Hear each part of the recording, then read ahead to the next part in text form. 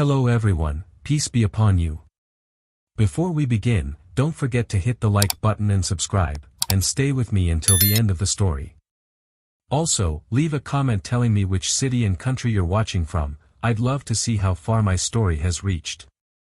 For those of you who have already subscribed, I sincerely wish you good health, ease in all your affairs, abundant blessings, and may all your hopes and dreams come true. Amen. Now, let's begin the story. Aaron Halstead reached Fort McAllister at 0600, same door, same guard who waved her through without really looking. The hallway smelled like burnt coffee and floor wax. In her office, 3 monitors lit up with routes, fuel figures, and color-coded boards that made sense to her the way street signs make sense to a cab driver. She dropped her bag, tied her hair back, and started clearing the overnight queue. A medevac rotor needed fuel at Langston AFB. A pallet of winter gear was stuck behind a customs hold in Anchorage. 2 training flights wanted the same window over Sitka Channel and only 1 slot was open. She moved blocks on a screen, changed a refuel stop, and the traffic jam disappeared. Brenner stuck his head in the door, one hand around a paper cup. Morning, Halstead. Brief at 0830. Copy, sir. She didn't look up. She liked Brenner. He didn't hover, and he never asked how she pulled rabbits out of busted schedules. Across base, Captain Marcus Bell was already dialing into ops to chase a garbled transmission report. Captain Julian Graves was at the loading docks, sleeves rolled, asking a forklift driver why a crate labeled SATCOM was sitting in the rain. Major Elijah Brooks in flight ops scrolled through weather models that promised nothing but trouble along the Aleutian chain by nightfall. Different pieces, same board. Aaron's phone buzzed. Merrick wants to see you, Bell said. He's downstairs. Master Sergeant Cole Merrick didn't waste words and didn't pretend to be impressed by clipboards. He met her outside the secure stairwell, eyes scanning the corridor like habit. You running the Pacific lift this week? He asked. Depends what needs to move, Aaron said. He nodded at nothing. Good answer. Then he left. Aaron filed that away. With Merrick, small talk was a map with only the important roads. At 0830, the conference room screens showed the same picture from 3 perspectives: fuel, weather, airframes. Brooks pointed at a fast-moving system sliding southeast of Kodiak. This window shrinks after 2000. If anyone's flying low, they'll hate it. Graves laid out cargo conflicts. Bell flagged a request from a civilian contractor outfit, Bravo Team, 12 seats out of McAllister to Langston with training listed and an equipment annex thick enough to choke a printer. Brenner frowned. Training eats less metal than that. Aaron had seen manifests that lied before. The trick was never the quiet item, it was the combination.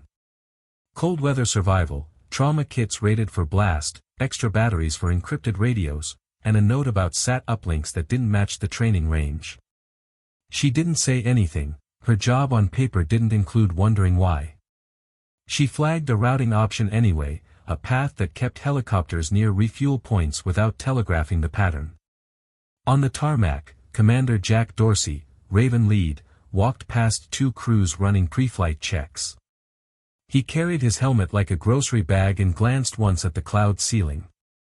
We're good till late, he told the crew chief. After that, bring your rosaries. Back upstairs, Brenner wrapped the brief. Keep the board clean, he told Aaron. General Scott may drop by. If the 1-star came down, it meant someone above him had started asking for speed, not explanations.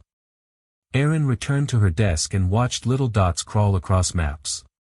She shifted a tanker leg 10 minutes forward and made space no one would notice until they needed it. Bell called with a revised passenger list.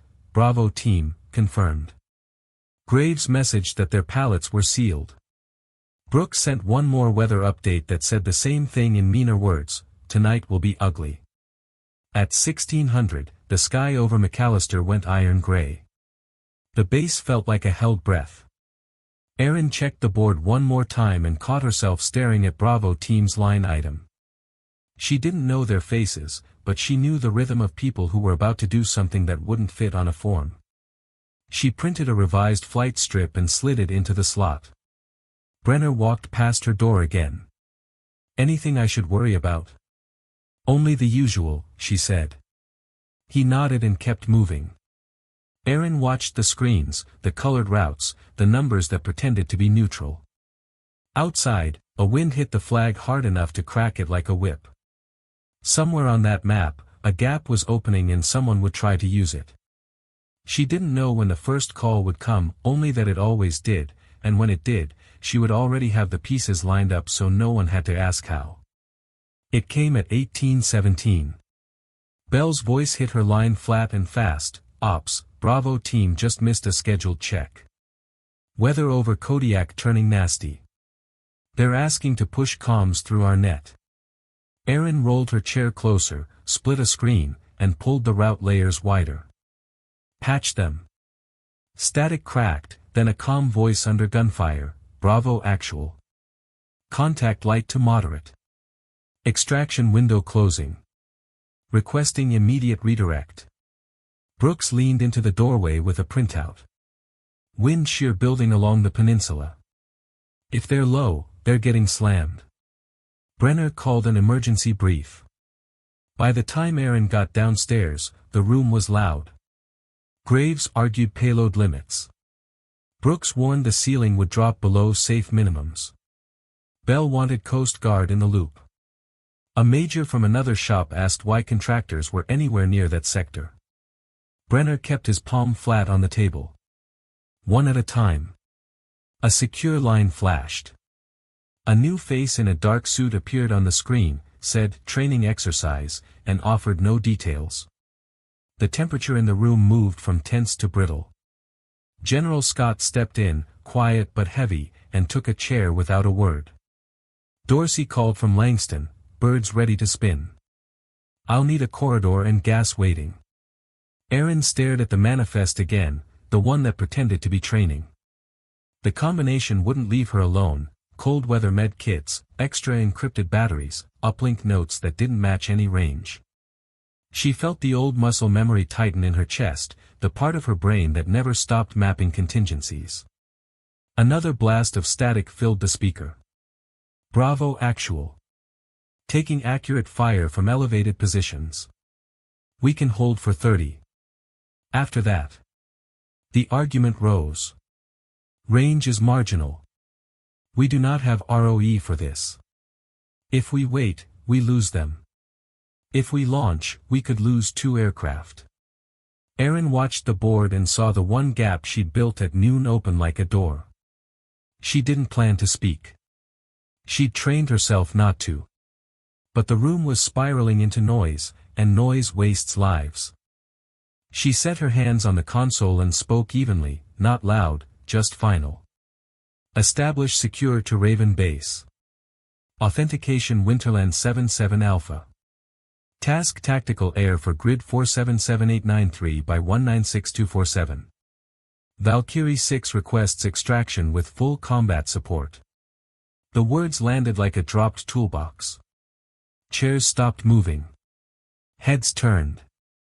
Bell's mouth actually fell open. Brooks looked at Scott. Scott stood. The one star, who didn't stand for much, stepped to attention as if someone had called the room to order. Brenner found his voice first. "Halstead, what did you just do?" "Opened the door we actually need," she said. Dorsey, hold for tasking. Brooks, push the latest winds to Langston and mark downrange alternates. Graves, prep hot refuel on the return cycle. Bell, I want a clean pipe to Bravo and a relay if they go dark. Miss Halstead, the man in the suit said, strained, where did you learn those codes? She didn't look at him.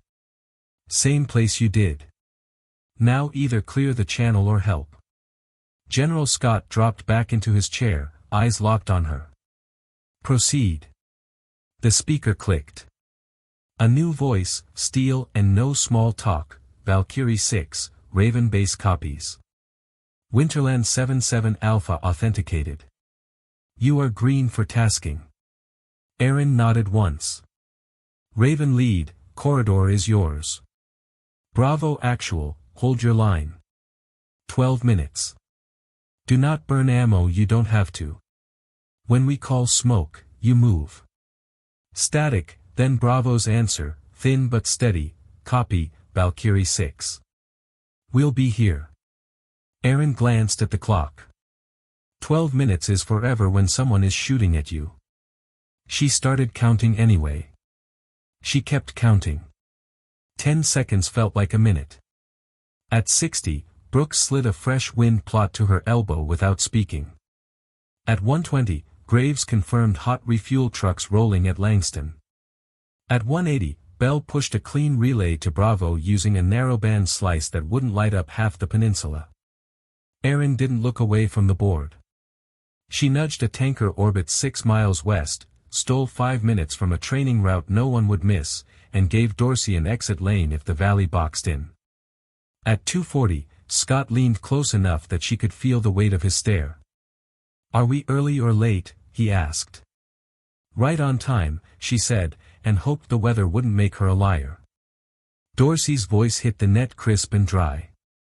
Raven flight, push. Guns hot. Eyes up. 4 icons peeled off Langston and rode the edge of the wind field like surfers, skirting the worst chop. Brooks called gusts, Dorsey shaved altitude. Hold your stomachs, boys. A second element lifted 30 seconds later, transports heavy with rope, med kits, and the extra fuel Aaron had tucked into the plan when no one was looking. They roared toward a corridor that existed on her screen and, she prayed, still existed in the real sky. Bravo broke in. Valkyrie, paint's getting closer. We can hear rotor slap to the east. Aaron felt the room stiffen. East meant the other side had air. Raven, expect hostile rotary. Dorsey didn't bother with drama. Copy, hostile rotary. Raven 2, watch your 6. 3, stay glued to my wing. Graves raised payload again, voice low. If we pull all 12 plus cases, we're tight. Aaron answered without turning. We leave nothing that tells a story. Shuffle wait on the second pass if you have to. Scott gave a small nod as if she'd passed a test only he was grading. At 5 minutes, the valley cameras came alive, a scratchy drone feed Bell shoved onto the far screen. Tree line. A smear of snow. Muzzle flashes that looked like bad fireworks. Then shapes, Bravo tucked into broken rock, heat signatures crowding the ridge above them. Angles are ugly, Brooks muttered. They plan to capture, not crush, Aaron said. Worse in the long run. Raven flight crossed the last ridge. Contact, Dorsey said, and the speakers filled with the clean, mechanical violence of men who knew their jobs. Short bursts, no poetry. Gunners walked tracers across the ridge, and the heat signatures jittered, fell, rose again. A new tone whined in everyone's headsets, the hostile bird finally showing its nose. Gunship low, 2 o'clock, Raven 2 called. Paint acquired. Aaron's hand found the desk edge. Raven lead, do not chase. Clear the corridor. Working it, Dorsey said, voice even. Raven 3 slid wide, teased the enemy's turn, and 2 clipped it with a burst that turned the whine into silence. Splash 1, someone said, breathing hard. Bravo, on our smoke, Dorsey barked. Egress left, 2 mics. Aaron cut in. Bravo, move now. Transport on final. You will not stop. It wasn't a suggestion. The drone feed shook as men sprinted, 2 carrying another by his vest straps, 1 shoving a case that didn't look light. The transport kissed rock, wheels barely a rumor, crew chief screaming hands, hands, hands. Bell counted bodies. 9, 10, 11, static dug a trench. Where's 12? Aaron asked. No one answered for a beat too long. Taking fire at the tail, the crew chief yelled. The feed showed one man stumble, twist, get yanked by another who refused to let go. Dorsey dropped his nose and erased the ridge line with a disciplined rake. Now. The last two lunged, cases shoved in after them, straps slamming down. Load secure, the chief gasped. Wheels up. Aaron exhaled once. Not relief, not yet. Raven, execute corridor. Transports, climb to step 2. Do not get greedy. She watched fuel math collide with wind math and decided to steal back what she'd stolen earlier. Langston, I need your strip hot and clear plus a spillover at Kodiak Municipal if the floor drops. A controller snapped to it. The suit on the secure screen finally spoke again. Ms. Halstead, who authorized, Scott silenced him with a glance. Aaron didn't have a spare breath for politics. The hostile net flickered, new emitters lighting up west of the facility. Brooks' jaw tightened. They're trying to box the exit.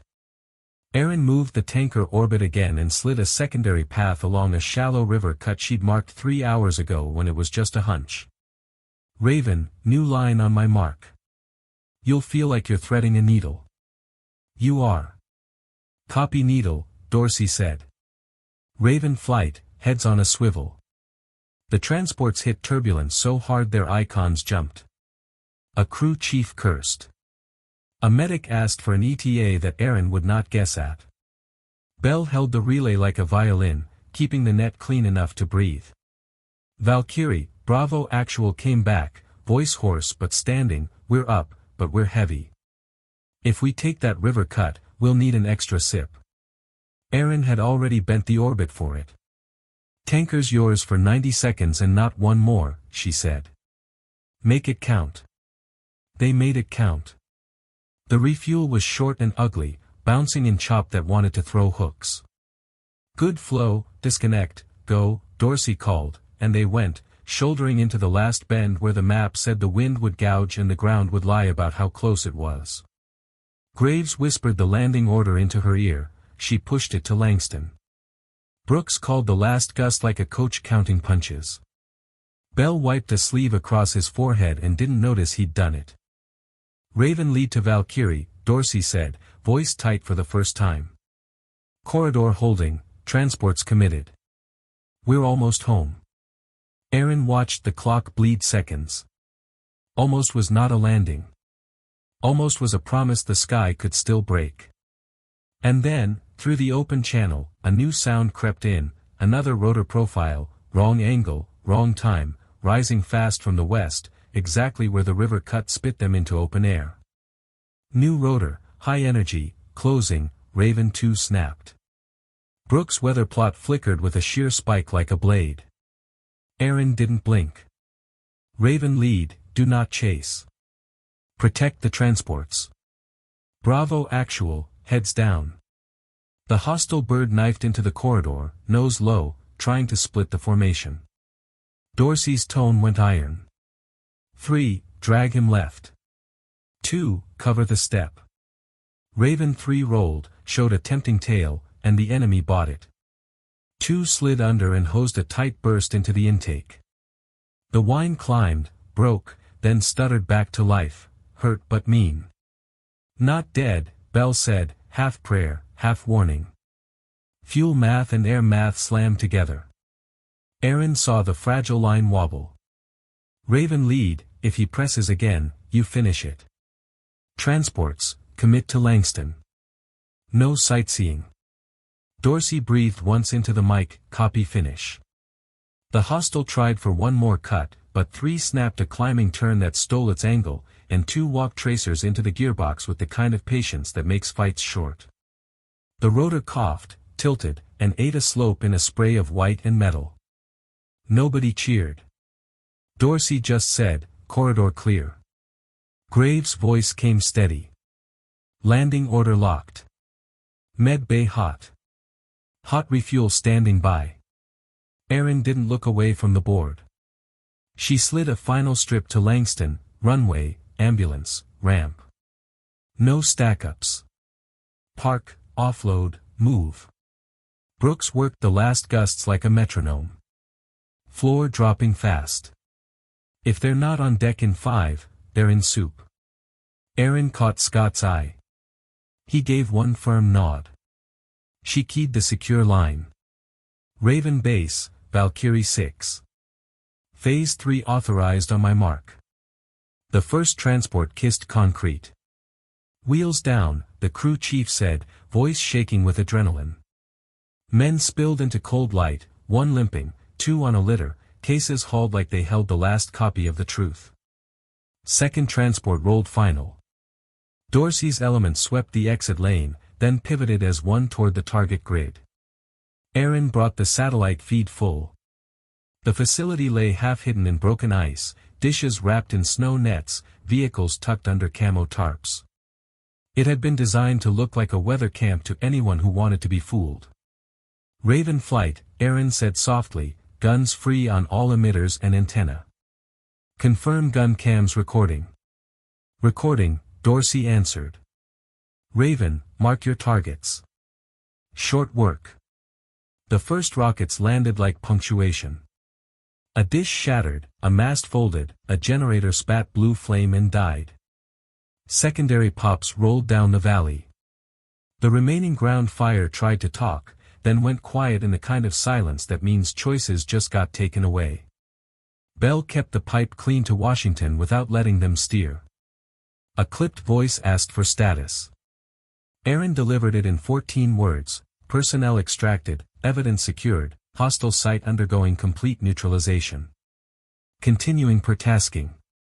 The suit tried to re-enter the conversation with caution tape. Scott didn't indulge him. Stay off our net, he said, and that was that. Back on the ramp, medics counted pulses while Graves counted crates. We got all of it, he murmured, surprised at his own relief.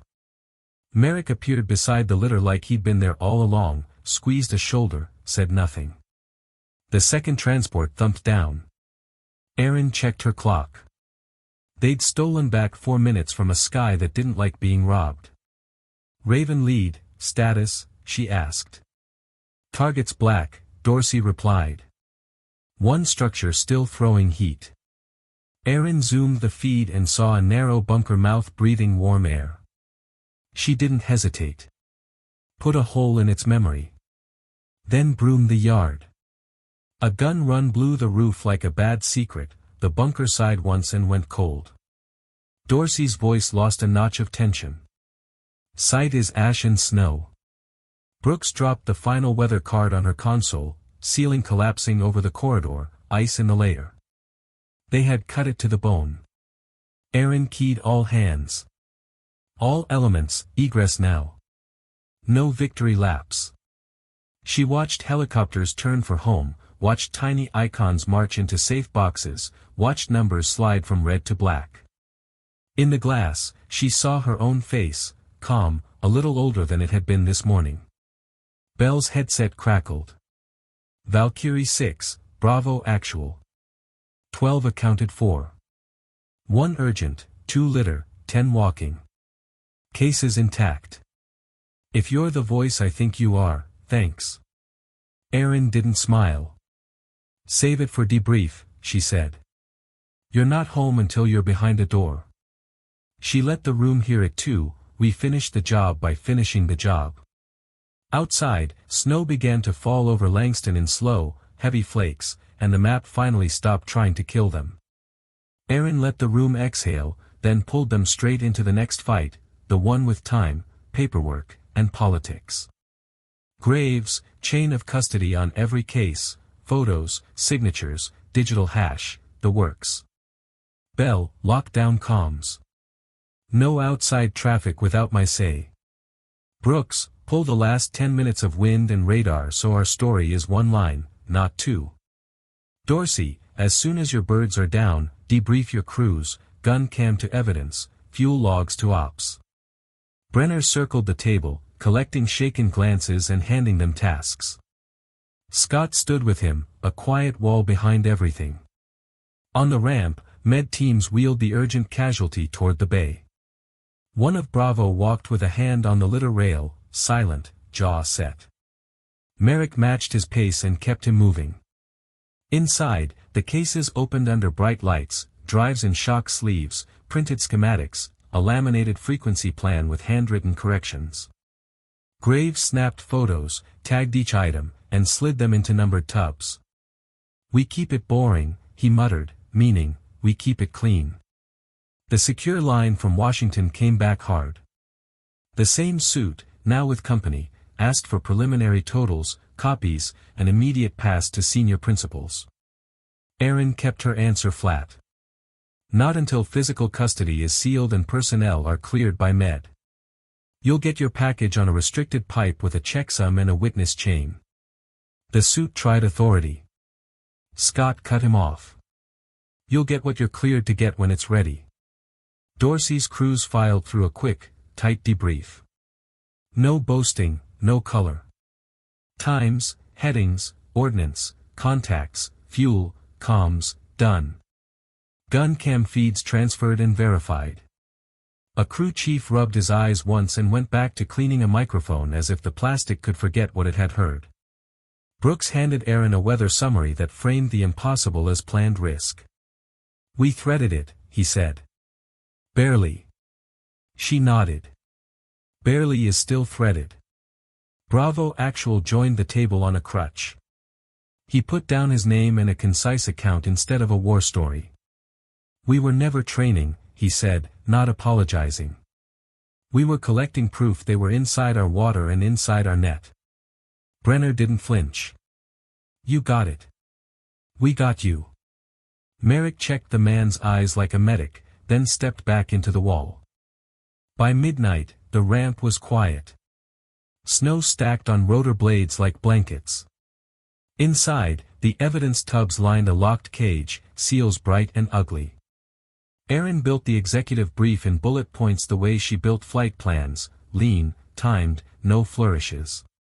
Personnel, 12 extracted, 1 urgent stabilized, 2 litter, 10 ambulatory. Enemy, site neutralized, 1 hostile rotary down, additional ground forces disrupted. Proof of illegal collection secured. Diplomatic exposure risk, medium if mishandled, low if contained with documentation. She pushed the brief to Scott and Brenner. "It's the truth and it reads boring," she said. "Good," Brenner replied. "Boring survives hearings." The secure pipe opened to principals just before 0200. Erin delivered the summary calm and intact. No one asked for drama. One voice asked about escalation potential. She answered the same way she'd answered 100 times in rooms without windows, low. They can't admit the site existed without admitting everything else. Another asked about follow-on. "We'll map their network from what we took and close holes before they find new ones." When the line closed, Brenner sank into a chair for the first time all night. "Sleep would be nice," he said. Erin shook her head. "After we finish the forms that keep us out of the news." Toward dawn, the base felt like a school after hours. Floors clean, lights low, work still happening anyway. Erin walked the cage one more time, checked seals, logged a time stamp. Merrick fell into step on her way back. "You didn't hesitate," he said. She thought about the 12 minutes she'd counted out loud. "I hesitated for 11 seconds, she said. "Then I remembered why we keep fuel where we keep it." The door clicked and Scott stepped into her office, hat in hand like he remembered manners. He didn't sit. "You know what happens next," he said. "The part they do in suits. The part you can't control." Erin kept her eyes on the board out of habit. Little green lines drifted in a harmless way that meant nothing and everything. "I know," she said. Scott nodded at the old nameplate on her shelf, the one she'd never thrown away. "You ready to stop pretending that's your job?" She didn't answer right away. The base PA hummed with a shift change. A forklift beeped somewhere far off. In the med bay, a monitor chimed and went quiet again. Bell leaned into the doorway. "Phones are starting to ring, ma'am. Media fishing around Anchorage. Nothing sticks yet." Graves sent a last text, tub sealed, chain complete. Brooks raised a finger toward the western sky. Weather improving in 6. We could move the package before breakfast. Brenner came in behind them, reading her face. Your call, he said, and meant it. Erin looked at the map, at the tidy lines that owed her a night, and made a simple decision that felt bigger than it sounded. We move it now, she said. And after that, we move the office that moves everything. Scott's eyes said he brought that order in his pocket. Then we start the paperwork, he said, almost smiling. The snow outside thinned to fine dust as the sun threatened the ridge. The map, for once, looked like a board she owned. Erin signed the transfer, watched the convoy roll to the airstrip, and felt the base change shape around her. By noon the package was airborne on a quiet tail, seals intact, destination redacted to everyone who didn't need it.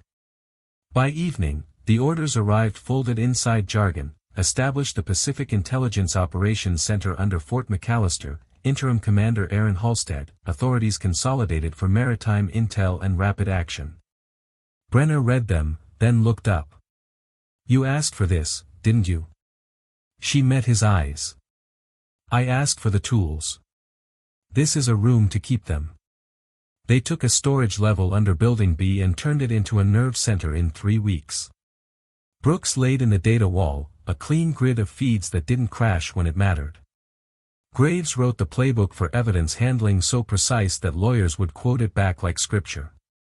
Bell redesigned the comms net so it could whisper across oceans without raising a flag. Merrick built a small team that could stitch a plan together while the official plan was still in a meeting.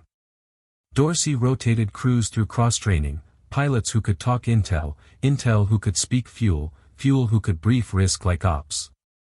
Erin set 3 rules: we notice early, we move small first, we keep receipts. The first month, they didn't scramble aircraft. They adjusted schedules that no one argued about, asked for Coast Guard safety inspections at useful times, tugged one customs hold and then another until a sketchy shipment missed the only tide that mattered. A foreign research vessel with too much antenna started to find every harbor inconvenient. A relay node that shouldn't have existed faced a city permit it could never satisfy. None of it made news. All of it made a difference. At night, after the last brief, Erin would stand at the glass and count the things that didn't happen because they made sure they couldn't. Prevention doesn't clap, but it keeps people out of rooms where clapping is for the wrong reasons. Scott visited once a week, always after dark. He asked 2 questions, what's coming, and what do you need? She answered in lists. He left with signatures. There were misses.